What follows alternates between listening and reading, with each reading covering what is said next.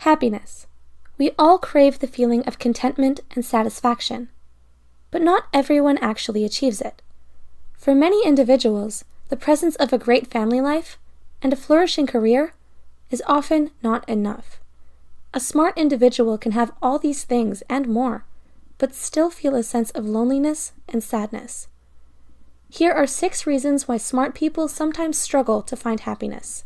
Number 1. Intelligent people overanalyze.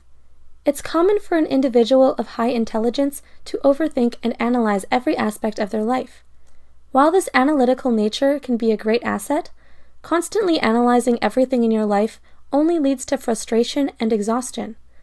Your knowledge and life experiences have taught you to have a critical eye. This is a burden that many people don't carry, simply because they don't think on this level. Plus, there are the timeless dilemmas and philosophical issues that seem to have no solution. The more you try to figure it all out, the less satisfied you become in your quest for understanding. In this case, the saying, "ignorance is bliss," is true. Number 2. Intelligent people have high standards. Smart individuals like to hold everything in their life to high standards, and the failure to reach these standards ultimately leads to disappointment. Be it your career, your relationships, or even the talent and skill level that you bring to your daily activities. If your expectations are unrealistic, prepare to be disappointed. And the greater and more unrealistic the expectations, the greater the letdown when these hopes aren't met. Number 3. Intelligent people are extremely self-critical. Unhappiness for highly intelligent people also stems from their deep-thinking nature. When you compare yourself to those high standards, you'll blame your failures on your own shortcomings. This self-critical nature directly combats your happiness, and then fault-finding becomes your new normal. Intelligent people often think back to events of the past and to situations in which they behaved poorly or made the wrong choice. You may not realize it, but this constant regret over past decisions is robbing you of happiness every day.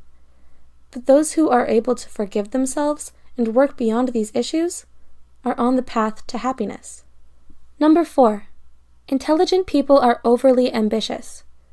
It's very difficult for a person of high intelligence to be satisfied with what they already have. Your complex mind causes you to constantly seek something bigger and better, a greater purpose, if you will.